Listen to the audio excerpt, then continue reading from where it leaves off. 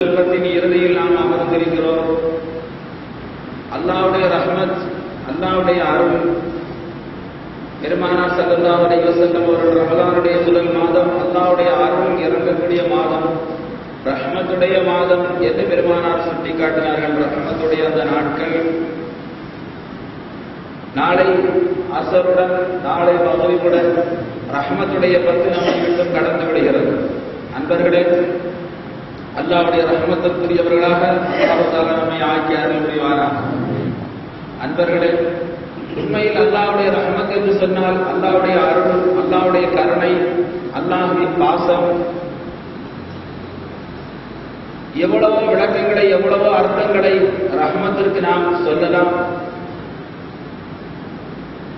அதாவது அல்லாஹ் தஆலா நம் மீது செய்திருக்கக்கூடிய கருணை, அல்லாஹ் நம் மீது புரிந்திருக்கக்கூடிய பேரன்பு, பேரருள், பாக்கியங்கள், இவைகள் எல்லாமே அல்லாஹ்வுடைய ரஹ்மத், அல்லாஹ்வுடைய அருள்கொடை என்று நாம் சொல்லலாம். அன்பர்களே, ஆனாலும் அல்லாஹ் சுப்ஹானஹு வ தஆலா திருக்குர்ஆன் ஷரீஃபிலே கூறுகிற போது வமா அர்ஸல்னாக இல்லா ரஹ்மத்தல் லில் ஆலமீன் என்று அல்லாஹ் தஆலா கூறுகிறார். நபியே நாயகமே, உம்மை நாம் இந்த உலகிற்கு ரஹமத்தாகவே தவிர, அருள் கொடையாகவே தவிர நாம் அனுப்பவில்லை என்று அல்லாஹ் தஆலா திருக்குர்ஆன் ஷரீஃபிலே கூறுகிறார். இப்ப யோசிச்சு பாருங்க, ரமதானுடைய 10 நாட்களிலும் நாம் இறைவனிடம் துஆ செய்கிறோம், கெஞ்சுகிறோம், பிரார்த்தனை செய்கிறோம். அல்லாஹும்ம அர்ஹம்னா பிரஹ்மத்திக யா அர்ஹமர் ராஹிமீன். யா அல்லாஹ், உன்னுடைய ரஹ்மத்தை கொண்டு, உன்னுடைய கருணையை கொண்டு எங்களுக்கு கருணை செய்வாயாக, அருள் செய்வாயாக, இரக்கம் காட்டுவாயாக என்று நாம் இறைவனிடத்தில் துஆ செய்கிறோம். குறிப்பாக இந்த 10 நாட்களிலும் நாம் அல்லாஹ்வுடைய ரஹ்மத்தையே கேட்கிறோம். அன்பர்களே, இந்த 10 நாளும் நாம் கேட்பது இறைவனுடைய ரஹ்மத்தை நாம் அல்லாஹ்விடம் கேட்டுக்கொண்டே இருக்கிறோம். கேட்க சொல்லி அண்ணல் நபி ஸல்லல்லாஹு அலைஹி வஸல்லம் அவர்களும் சொன்னார்கள், நாமும் கேட்டுக்கொண்டிருக்கிறோம். அன்பர்களே, என்ன அல்லாஹ்வுடைய ரஹ்மத், என்ன அல்லாஹ்வுடைய கருணை? அல்லாஹ் திருக்குர்ஆன் ஷரீஃபிலே என்ன சொன்னான்? நபியே நாயகமே, அகிலத்தார்களுக்கு ரஹ்மத்தாக, அருட்கொடையாக, காணிக்கையாக, கருணையாக உம்மை நாம் அனுப்பினோம். அன்பர்களே, யோசிச்சு பாருங்க, நாம அல்லாஹ்வுடைய ரஹ்மத்தை கேட்கிறோம், அல்லாஹ்வுடைய கருணையை கேட்கிறோம், அல்லாஹ்வுடைய அன்பை கேட்கிறோம், அல்லாஹ்வுடைய அருளை கேட்கிறோம். அல்லாஹ் திருக்குர்ஆன் ஷரீஃப்ல அருள்னு எதை சொல்றான்? அல்லாஹ் திருக்குர்ஆன் ஷரீஃப்ல ரஹ்மத்னு எதை சொல்றான்? அல்லாஹ் திருக்குர்ஆன் ஷரீஃப்ல ரஹ்மத் என்பதாக அருமை நாயகம் ஸல்லல்லாஹு அலைஹி வஸல்லம் அவர்களை கூறுகிறான். அப்படி என்றால் என்ன அர்த்தம்? நீ அல்லாஹ்விடத்தில் முஹம்மது ஸல்லல்லாஹு அலைஹி வஸல்லம் அவர்களை கேள், ரசூலை கேள். உனக்கு ரசூலிடம் இருந்து தான் எல்லா அருளும் கிடைக்கும். இந்த உலகத்திற்கு அருட்கொடை, இந்த உலகத்திற்கு அருள் முஹம்மது முஸ்தபா ஸல்லல்லாஹு அலைஹி வஸல்லம். அன்பர்களே, அல்லாஹ் சொன்ன குர்ஆன்ல உலகத்தார்களுக்கு அருட்கொடையாகவே தவிர உம்மை நாம் அனுப்பவில்லை. நபியே, நீங்க யார்? ரஹ்மத்துல் லில் ஆலமீன், அகிலத்தார்களுக்கு அருட்கொடை, ராஹத்தல் லில் ஆஷிகீன், காதலர்களுக்கு சுகம். அன்பர்களே, அனுபவித்து பார்த்தால் தெரியும், அல்லாஹ் நமக்கு கருணை காட்டுவாரா, அல்லாஹ் நமக்கு அருள் செய்வாரா. அதிலே நம்ம அல்லாஹ்வுடைய கருணை கேட்கிறோம் பாத்தீங்களா? அதிலே நாம் அல்லாஹ்வுடைய ரஹ்மத்தை கேட்கிறோம் பாத்தீங்களா? அந்த அல்லாஹ்வுடைய ரஹ்மத், அல்லாஹ்வுடைய அருள், அல்லாஹ்வுடைய கருணை நமக்கு கிடைத்து விட்டது என்று சொன்னால் எல்லாமே நமக்கு கிடைக்கும். எல்லா பாக்கியங்களும் நமக்கு கிடைத்துவிடும், எல்லா வெகுமதிகளும் நமக்கு கிடைத்துவிடும். அந்த ரஹ்மத், அந்த வெகுமதி, அந்த கருணை, அந்த பாக்கியம் முஹம்மது ரசூலுல்லாஹ் ஸல்லல்லாஹு அலைஹி வஸல்லம். அன்பர்களே, சஹாபாக்கள் அதை வச்சிருந்தாங்க. சஹாபாக்கள் முன்னாடி அதை வச்சிருந்தாங்க, முஹம்மது ரசூலுல்லாஹ்வை. ஒரு சந்தர்ப்பம் அருமை நாயகம் ஸல்லல்லாஹு அலைஹி வஸல்லம் அவர்கள், கருணை நாயகம் ஸல்லல்லாஹு அலைஹி வஸல்லம் அவர்கள் ஒரு போர்க்களம் முடிந்த போது கனிமத்து பொருட்களை பங்கு வைத்து கொடுக்கிறார்கள். போர்க்களத்திலே சொத்துக்கள் வரும்.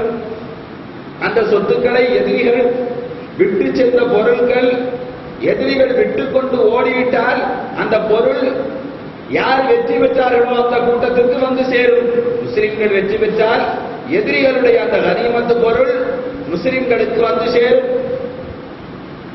அந்த அடிப்படையில் பெருமானார் ஸல்லல்லாஹு அலைஹி வஸல்லம் அவர்களுக்கும் சஹாபா பெருமக்களுக்கும் வெற்றி பெற்ற அந்த கனிமத்துடைய பொருள் கிடைக்கிறது.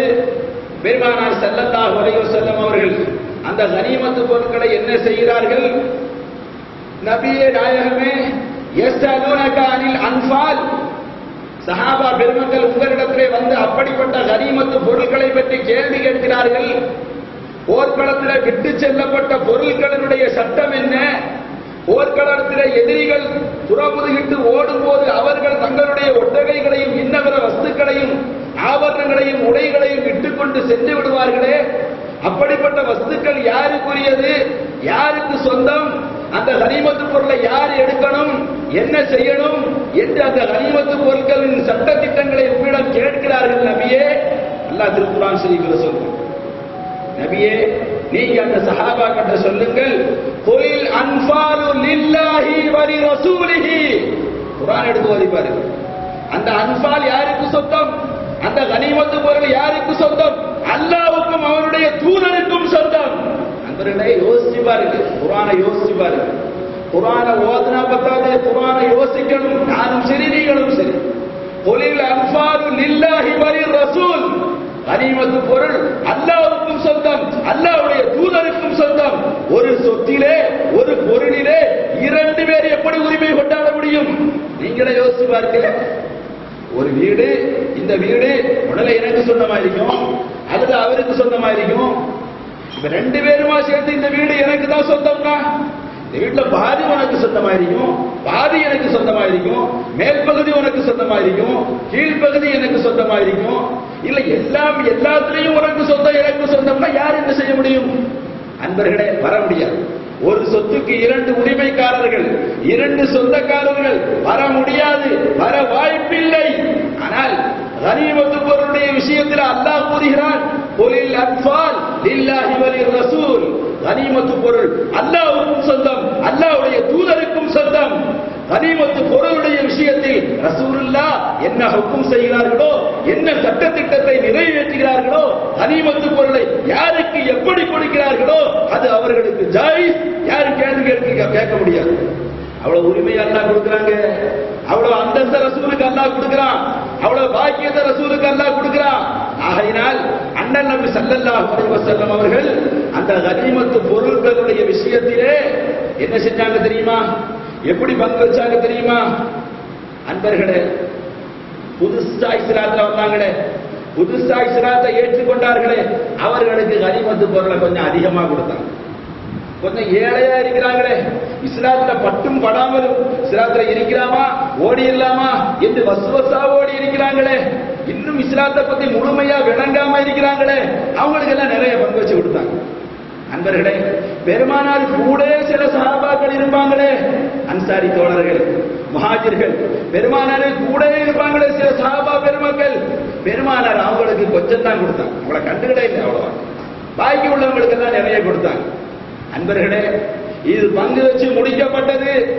அந்த சஹாபாக்களுக்கு மத்தியில சின்ன ஒரு சலசலப்பு வரத்தான் செய்யும். அன்பர்களே, அவர்கள்ட்ட ஒண்ணுமில்லை, பரிசுத்தமானவர்கள், மேற்படியா ஒரு வசுவாசம் போடுவான் நமக்கு படிப்பினைக்காக வேண்டி. அன்பர்களே, அப்ப அந்த சஹாபாக்களுக்கு மத்தியில சின்ன வசுவாசம். என்ன வசுவாசு? என்ன ரசூலுல்லாஹ் இப்படி செஞ்சுட்டாங்களே, அவங்களுக்கு தான் நிறைய பங்கு வச்சு கொடுத்தாங்க கனிமத்து